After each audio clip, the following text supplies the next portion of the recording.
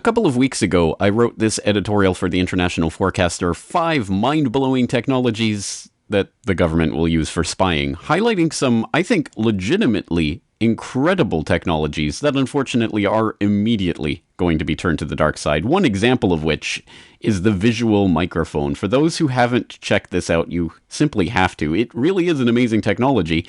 You can, through video of a room, reconstruct the sound that was taking place in that room by taking a look at the microscopic movements in the surface of various objects in that room created by the sound waves in the room itself. Check this out. In the silent high-speed video shown here on the left, we see the leaves of a potted plant shown on the right. The video was recorded while a nearby loudspeaker played the notes to "Mary Had a Little Lamb."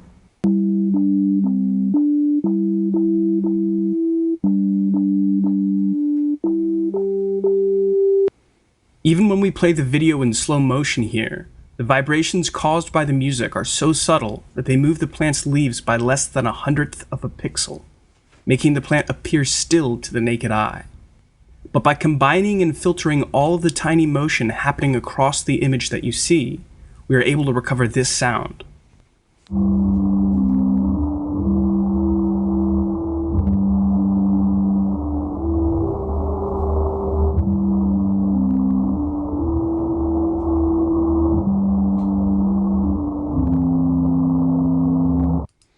Oh, that's right. They don't even need a microphone to record sound anymore. They can get it from a high-speed camera in the case of this potted plant. But as the actual article in which they revealed this technology denotes, they were able to do this with regular commercial-grade 60 frame per second DSLR cameras. So literally some incredible, amazing technology that, of course, is immediately going to be used by evil players for evil purposes.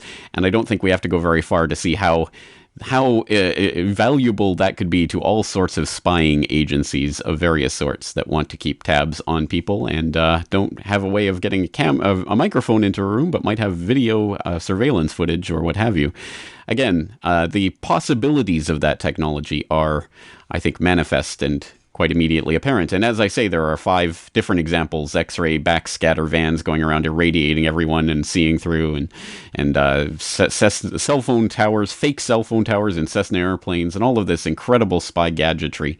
But the point that I made at the end of this editorial was to say, we should be cautious when we see these kinds of stories talking about the incredible technologies that they're coming out with, because certainly when they're applied in various criminal investigations, they can and often are bogus, erroneous, way oversold, specifically so that the feds can prosecute whoever they want and gullible juries will believe them. So as a follow-up to that, I wrote this editorial, 4 Ways the Crime Lab Can Frame You, talking about, yes, some supposed forensic technologies that are really bogus, made-up pseudoscience. For example, the entire field of microscopic hair analysis has been one decades-long joke that the Federal Bureau of Investigation has been playing on the public of America and elsewhere around the world for decades. They just completely made this up, more or less. It's so subjective that when they do the microscopic hair analysis, they cannot even differentiate human hair and dog hair, which would be humorous if it were not for the fact of certain people like Santi Tribble, who went to jail for decades for a murder he did not commit based on a single strand of hair collected at the scene, which on DNA analysis, almost 30 years later, it was found to be a dog hair. Yes, he was convicted because a dog hair was matched to his hair by a forensic hair analyst who, during the trial, testified that the chance of this being not his hair is 1 in 10,000.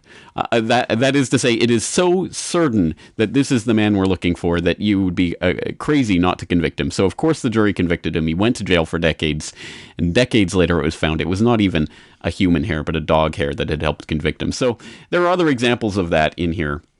how they can't even differentiate urine samples from urea nitrate explosive samples, and other things like that. The lie detector test, which is a lie, and other things that they use that they try to convince juries is bedrock super science. And of course, they're helped along by CSI Wherever and Law and Order, fill in the blank edition, which have indoctrinated the public to believe that these forensic detectives are infallible with their amazing technologies, which very often are pseudoscience that are designed to convict people.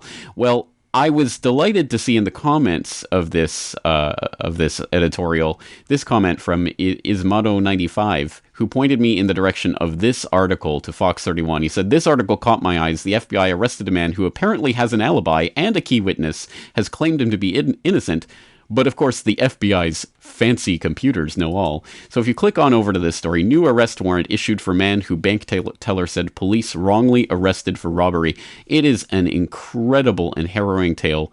It's about Steve Talley, who was arrested for a pair of bank robberies.